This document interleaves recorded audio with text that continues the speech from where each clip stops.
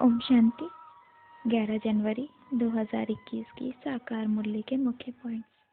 अभी संगम युग पर शिव बाबा आकर पढ़ाते हैं, ज्ञान देते हैं, राजयोग सिखाते हैं, नए युग में ले चलने के लिए, पूरे विश्व का मालिक बनाने के लिए, 21 जन्मों तक राज करने के लिए। तो सबसे बिलवड तो शिव बाबा हुए ना। लौकिक बाप से तो हमें एक जन्म का वर्षा मिलता है और इस परलौकिक बाप से वर्षा लेकर हम पूरे आधा कल्प सुख और शांति में रहते हैं। बाबा कहते हैं सतयुग में आत्मा और शरीर दोनों प्योर होती है, फिर सिल्वर एज में आते आते सिल्वर बन जाती है, यानी कि आत्मा की कला थोड़ी कम हो जाती है। फिर कॉपर एज में आते आते आत्मा कॉपर बन जाती है, वो रजोगुण बन पूज्य से पुजारी बन जाती है। फिर आयरन एज में आत्मा और शरीर दोनों पतित बन पड़ते हैं। आत्मा जो 24 कैरेट प्योर गोल्ड थी सतयुग में, अभी आयरन एज में उसमें खाद पड़ 14 कैरेट बन जाती है। यह खाद निकलेगी एक बाप की याद में रहने से। बाबा की याद ही वह अग्नि है जिसमें आत्मा में पड़ी खाद भस्म होगी। आत्मा जो पतित बन पड़ी थी वह फिर से पावन बन प्योर गोल्ड बन चमकेगी। तो अपने को आत्मा समझ उस पर लौकिक बाप को याद करना है। अभी इस पुरानी पतित दुनिया को नई दुनिया में बदलने के लिए भगवान आया हुआ है। इसलिए यह कलयुग का अंत और सतयुग के प्रारंभ के बीच का यह युग है संगम युग, जब बाप और बच्चे का मिलन होता है। यह भी ड्रामा अनुसार बाबा का पाठ है। अभी संगम युग पर आकर हम बच्चों को ज्ञान देना और योग सिखाना, इस ज्ञान से फिर हमारे 21 जन्मों की कमाई होती है।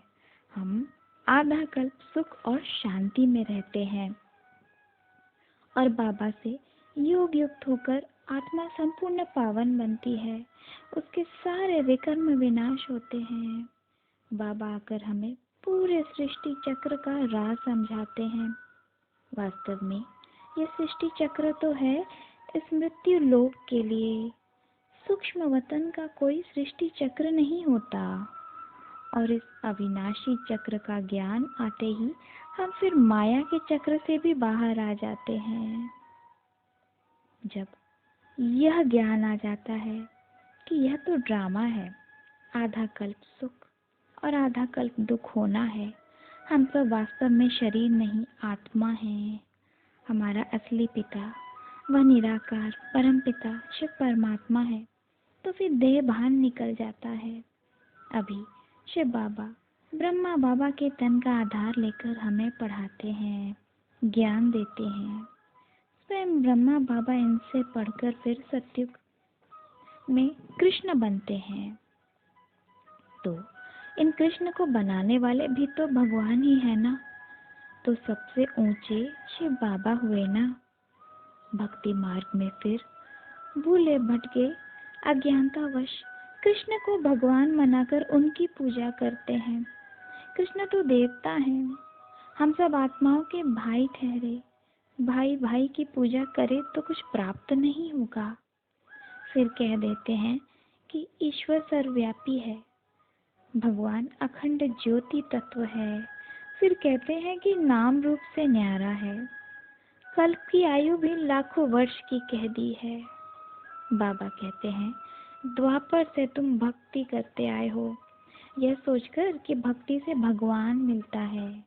बाबा ने हिसाब भी बताया है कि सबसे जास्ती भक्ति तुम करते हो, इसलिए सबसे पहले तुमको ही भगवान द्वारा ज्ञान मिलता है नई दुनिया में राज करने के लिए।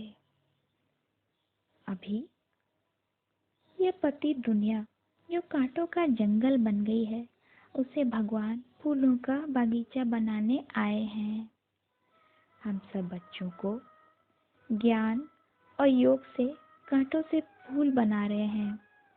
तो हम बच्चों को भी खुशबूदार फूल बन सबको खुशबू ही देना है। अपनी चाल चलन रॉयल रखनी है। सुखदाता तो एक बाप ही है, उनको प्यार से याद करना है।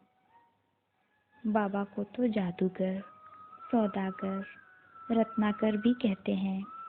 वह जादू से हमें मनुष्य से देवता बनाते हैं।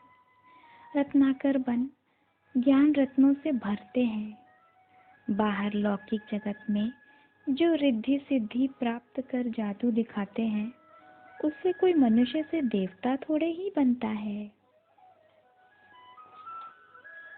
वरदान में आज बाबा ने कहा कि बुद्धि रूपी विमान से अव्यक्त वतन व मूल वतन का सैर करने के लिए उड़ता पंछी बनो। बुद्धि द्वारा जब चाहो जहाँ चाहो पहुँच जाओ।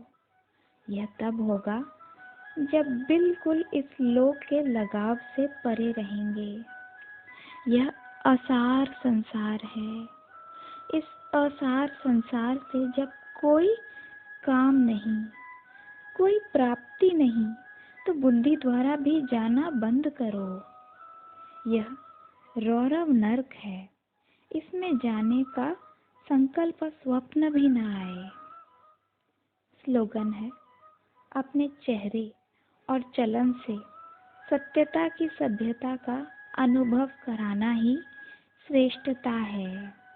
तो हमारे चाल चलन और हमारे चेहरे से जैसे लोगों को पता चले कि हाँ, यह ईश्वरीय संतान है, इनमें कोई श्रेष्ठ गुण है। अच्छा, ओम शांति।